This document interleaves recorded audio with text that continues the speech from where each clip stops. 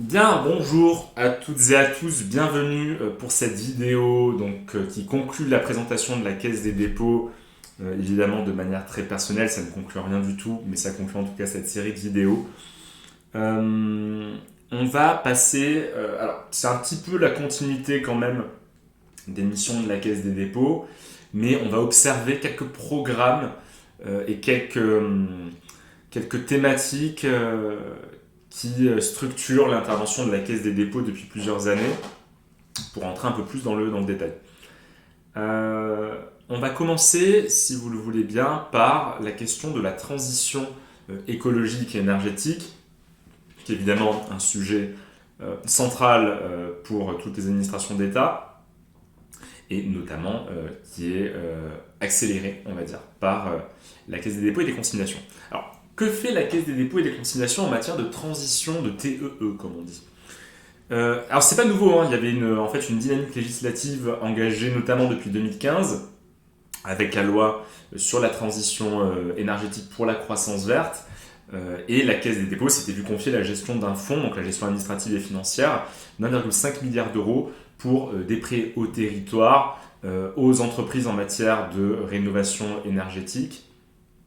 Donc ça, c'était un des premiers éléments. L'année d'avant, en 2014, la Caisse des dépôts s'était jointe à la BEI en investissant chacune 15 millions d'euros dans le pont Brownfields 2, qui consiste en fait à la dépollution et à la requalification de sites présentant un passif environnemental important. Et puis, à l'occasion du plan de relance, la BPI et la Caisse des dépôts avaient voulu s'affirmer comme la banque du climat autour de 3 axes en finançant des projets liés à la production d'énergie renouvelable, l'idée étant à terme d'en produire jusqu'à 33%, d'en être responsable de 33% de la production, autour de la rénovation des bâtiments, alors des bâtiments industriels, des bâtiments publics, des logements également, et puis dernier axe, faire émerger des startups liées à ce domaine-là, la production est assez innovante en matière d'énergie. Ça, c'est la première chose. Alors évidemment, au-delà de ces actualités, la Caisse des dépôts finance par des prêts de manière permanente la croissance verte.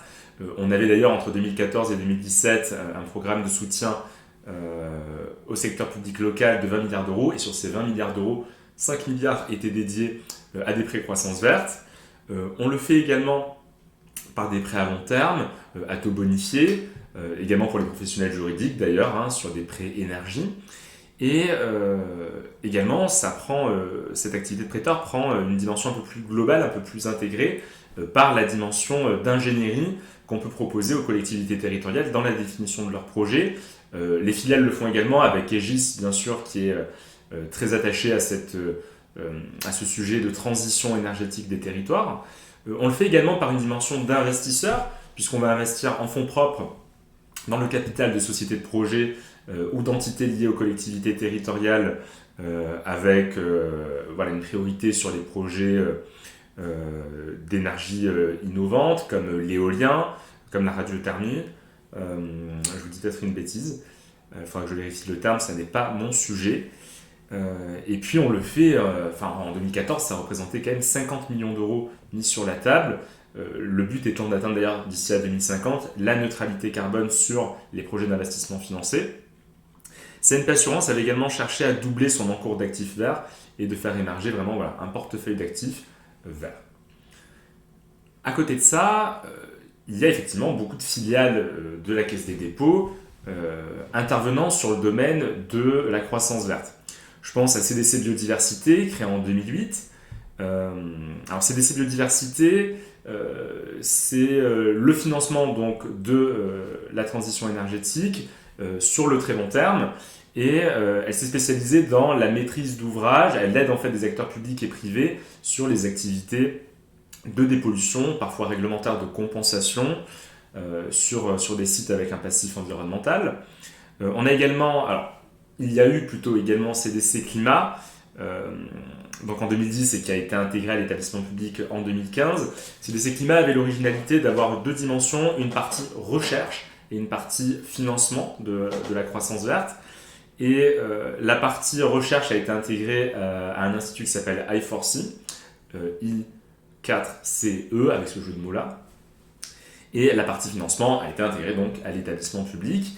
Alors, ce n'est pas tout à fait une filiale, mais il y a également, il faut le noter, la société forestière qui gérait en tout cas il y a quelques années 268 000 hectares de forêt, qui produit en fait de manière annuelle une cartographie des forêts en France à destination des investisseurs, des personnes intéressées par l'acquisition d'une portion de forêt, qui produit un guide de gestion, un manuel de gestion durable, certifié ISO, et qui rentre également dans ce thème-là. On peut également parler de mobilité durable avec Transdev. Et d'ailleurs, Transdev, alors je fais rapidement... sur les filiales, c'est toujours intéressant d'avoir un petit peu l'histoire aussi derrière. Transdev, initialement, provient de l'ACET, donc SCET. Et en fait, le service d'appui au SEM de transport public urbain s'était séparé de l'ACET à la demande d'élus d'Orléans, de Montpellier d'ailleurs aussi. Et donc, c'est ce qui avait donné Trans7. Donc, on avait séparé le service d'appui de l'ACET en elle-même. Et en 1989, la Caisse des dépôts va acquérir une entreprise qui s'appelle Progecar, qui était en fait une entreprise de transport local avec des déplacements en bus, etc. Et en 1992, on a la fusion donc de Progecar et de Trans7, ce qui va nous donner Transdev. À partir de là, vrai boom pour Transdev qui va s'investir notamment aussi à l'étranger en faisant l'acquisition de London United qui détient 8% il me semble des bus à Londres, qui va intervenir sur le tramway à Melbourne, sur le métro à Porto. Donc vraiment une expansion internationale pour Transdev. On a une première difficulté rencontrée quand même au moment de la fusion dans les années 2000 avec Veolia Transport, puisque Veolia avait des difficultés et la valorisation qui était prévue de la fusion, donc en fait de ce qu'aurait été Veolia Transdev, s'est un petit peu cassé la figure, ce qui a poussé Transdev après à céder plusieurs actifs à l'international, mais Transdev se porte très bien, notamment s'étant investi en 2018, en s'étant positionné sur les transports urbains longue distance avec EasyLines, suite à la libéralisation donc, des transports engagée par la loi Macron en 2018. Voilà pour Transdev rapidement, et sur ce sujet de transition énergétique et écologique. On a le sujet ensuite de la transition numérique. Alors ça rapidement, pareil, on rejoint ce schéma pré-investissement. Sur les prêts, la Caisse des dépôts propose des prêts aux collectivités pour le déploiement du très haut débit. Donc il est fait pour que tous les territoires aient accès au très haut débit. On a également les filiales qui ont cette activité de prêteur, notamment BPI France pour accompagner les PME et les ETI dans le développement et dans leur transition numérique. On a également, côté Caisse des dépôts, l'établissement public, on accompagne les professionnels juridiques dans la digitalisation de la profession, qu'il s'agisse des actes des notaires, qu'il s'agisse des commissaires de justice également, sur le développement de solutions en ligne, entre autres. Sur la partie investissement, c'est très intéressant parce que, il me semble que c'était en 2014, je vous le mettrai, si c'est faux, je vous mettrai la bonne année sur la vidéo. La Caisse des dépôts avait procédé à la première émission de ce qu'on appelle des project bonds, qui sont en fait des émissions avec une garantie de projet derrière. Et ils avaient fait ça, la Caisse avait fait ça avec Action, qui est un opérateur de référence en matière d'infrastructures de communication. Et donc l'idée c'était effectivement d'accélérer la mobilisation de capitaux privés sur des projets d'infrastructures de communication d'ampleur européenne. Transdev avait également accompagné des communautés d'agglomération sur le déploiement de centrales de mobilité pour l'exploitation de pôles d'échange. Et puis il y a aussi en matière de numérique tout ce qui peut être fait on était à un moment donné référent sur l'animation des MSAP, les maisons de services au public. On a investi dans les réseaux d'initiatives publiques pour équiper les collectivités d'infrastructures de communication de qualité. Tout ce qu'on peut faire également en matière de d'éducation, sur le numérique dans l'éducation. Il y a aussi ces sujets-là. On a également comme axe important et très très large pour le coup, la transition démographique. La transition démographique, ça peut être autant de sujets que le maintien à domicile des personnes âgées, ça peut être la formation tout au long de la vie, donc c'est très large. Si on le divisait par exemple entre vieillesse, logement, sur le thème de la vieillesse et le bien vieillir, il y a évidemment l'activité de filiale, là aussi. Je pense au transport à la demande, vous savez, sur le modèle des Diablines que vous avez avec Aix-en-Provence.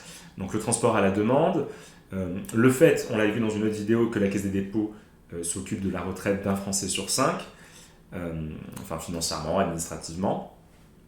Et puis il y avait eu également en 2014 un fonds d'honneur de prêt dédié à la silver economy, donc l'employabilité des seniors et l'économie autour de la vieillesse, et des prêts qui étaient donc proposés aux collectivités pour les accompagner dans la mise en place de projets liés donc à la silver economy.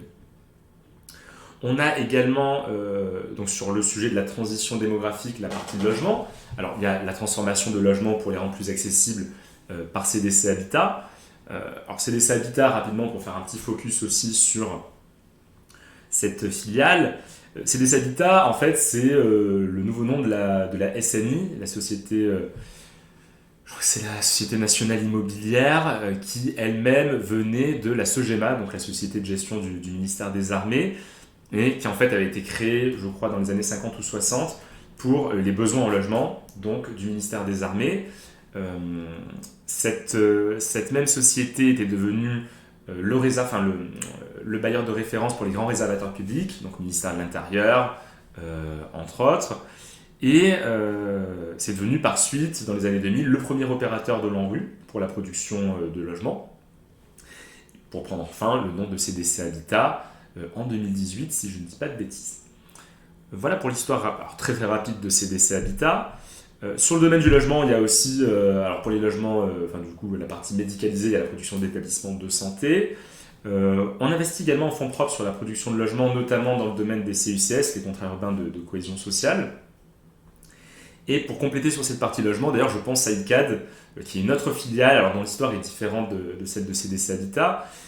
ICAD, pour la petite histoire, ça nous vient de la SCIC, la société immobilière de la Caisse des dépôts, qui avait été créée dans les années 50 par l'ancien directeur de la Caisse, donc Bloch Lenné, à la demande de l'abbé Pierre. Il fallait effectivement, face à la pénurie de logements, créer de manière rapide et efficace, et cela en se reposant sur des nouveaux procédés de fabrication, le préfabriqué, la standardisation. Et donc l'activité à partir, dans les années 50 et dans les années 60, la SIC s'est attachée à produire beaucoup de logements.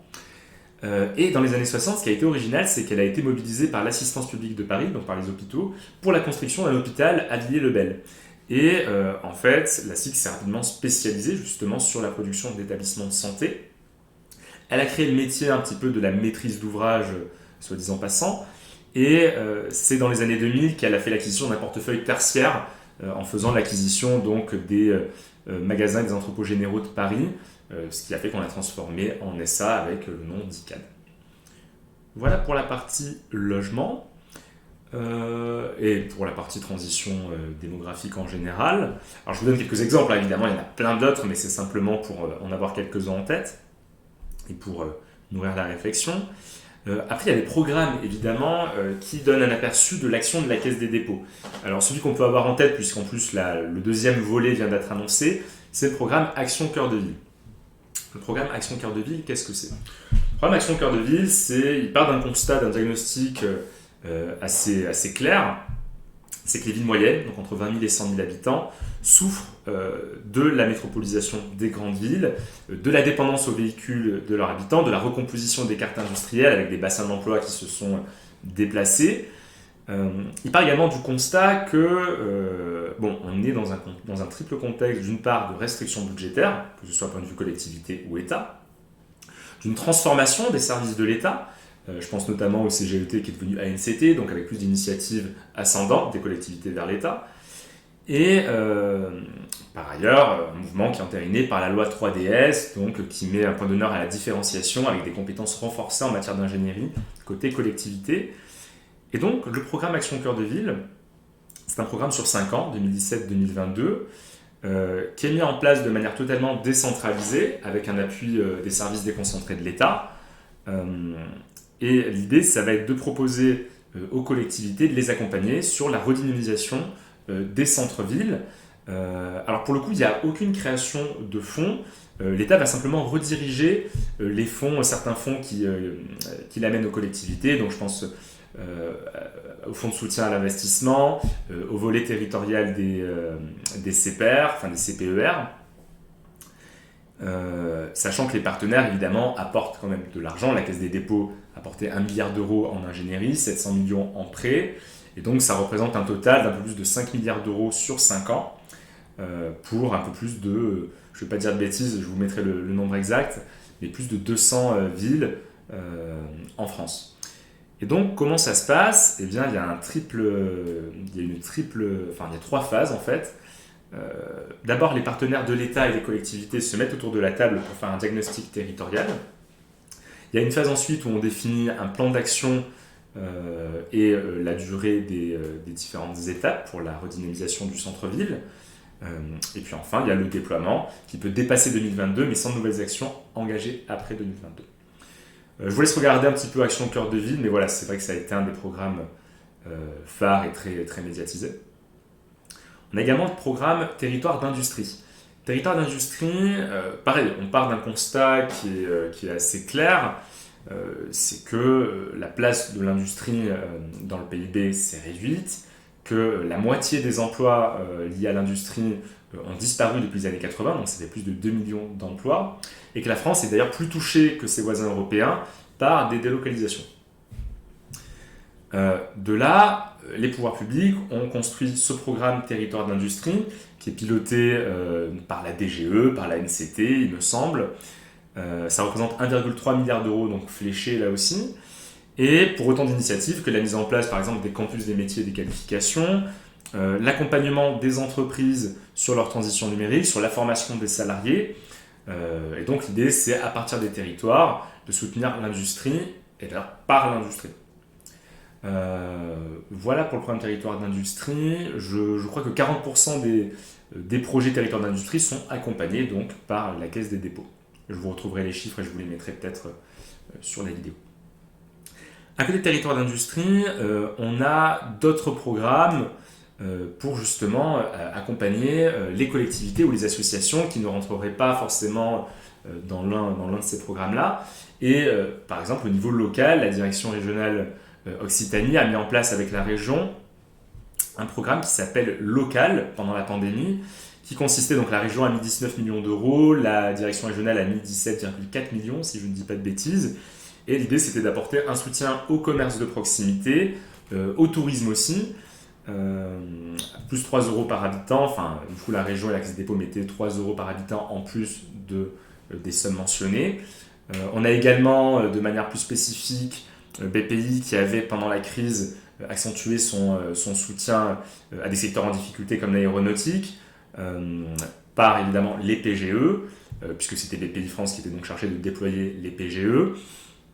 On avait eu également, je crois qu'ils avaient renforcé leur assurance export, qui était en fait un panel de solutions pour aider les entreprises à prospecter les marchés étrangers. Donc voilà, des initiatives complémentaires pour que personne ne soit mis de côté. On a aussi, alors je suis en train de penser justement sur les secteurs en difficulté, comme filiale, je pense à la Compagnie des Alpes. Alors c'est une vidéo très décousue, mais c'est vraiment pour vous donner des exemples de là où se positionne la Caisse des dépôts, mais effectivement pendant la pandémie, la Compagnie des Alpes avait été très touchée, vous allez comprendre pourquoi. La Compagnie des Alpes, c'est un autre exemple de filiale, donc qui est née en 1989, en voulant rapprocher en fait les marchés des domaines skiables français, donc de Pessé-Valandry et de Tille, pour leur donner une taille conséquente et favoriser les investissements. Et la Compagnie des Alpes, rapidement, s'est développée autour d'un trésor, qui était les délégations de services publics sur les remontées mécaniques. Puisqu'en fait, les collectivités avaient à leur charge donc, l'entretien des remontées mécaniques, sauf que ça coûte très cher, entre 6 et 10 millions d'euros par remontée. La rentabilité, si on demande à une banque ou à une entreprise de s'en occuper, la rentabilité est faible, ce sont des durées très longues d'amortissement. Et donc, la Caisse des dépôts, via la filiale Compagnie des Alpes, était elle disposée à y aller et a pu effectivement se développer sur ces délégations de service public-là. Alors, du coup, la saisonnalité, c'était plutôt hivernale. Et pour compléter cette activité hivernale, eh bien, la Compagnie des Alpes a décidé de faire l'acquisition également de parcs d'attractions, donc plutôt sur la période estivale, pour avoir une saisonnalité, enfin toutes les saisonnalités. Et donc aujourd'hui, la Compagnie des Alpes détient, je crois, 13 parcs d'attractions, dont le parc Astérix, le Futuroscope, 11, en tout cas en 2019, je crois qu'elle détenait 11 domaines skiables, Serre-Chevalier, Val d'Isère. Et de manière, voilà, je crois qu'en 2019, pareil, ça avait représenté 23 millions d'entrées, donc c'est évidemment un chiffre d'affaires conséquent qui a été atteint au moment de la pandémie, aussi bien en hiver qu'en été. Ceci étant dit, il y avait cet effet ciseau qui était intéressant en se disant, bon, du coup, pour les départs en vacances, je ne sais pas si vous vous rappelez de ces discussions-là, les Français partiront moins loin, ils resteront en France, et donc la Compagnie des Alpes a pu rebondir sur cet effet ciseau. Enfin, bon voilà, je me suis un petit peu perdu sur les filiales, mais voilà, vous trouverez plein d'autres programmes. Il y a également le programme Petite Ville de demain, donc, qui concerne les villes de moins de 20 000 habitants, qui n'est pas tout à fait le frère jumeau, mais plutôt le cousin éloigné d'Action Cœur de Ville. Ce qui caractérise Petite Ville de demain, c'est en fait de renforcer les moyens RH et identifier des zones vacantes dans les petites villes pour les redynamiser. Et quand je dis les moyens RH, c'est qu'en fait, les communes vont employer ce qu'on appelle un manager de centre-ville qui va avoir une vision très transversale, qui va pouvoir faire appel à l'ingénierie et au financement de la Caisse des dépôts, qui va également faire partie d'un club Petite Ville de demain pour partager les bonnes pratiques. Donc voilà, il y avait également ce programme-là. Voilà pour cette vidéo. J'espère que ça vous a donné quelques illustrations de l'action de la Caisse sur des thématiques bien particulières. Évidemment, il y en a plein d'autres. Je vous laisse aller les chercher, mais si ça a pu vous éclairer, c'est tant mieux. À très bientôt.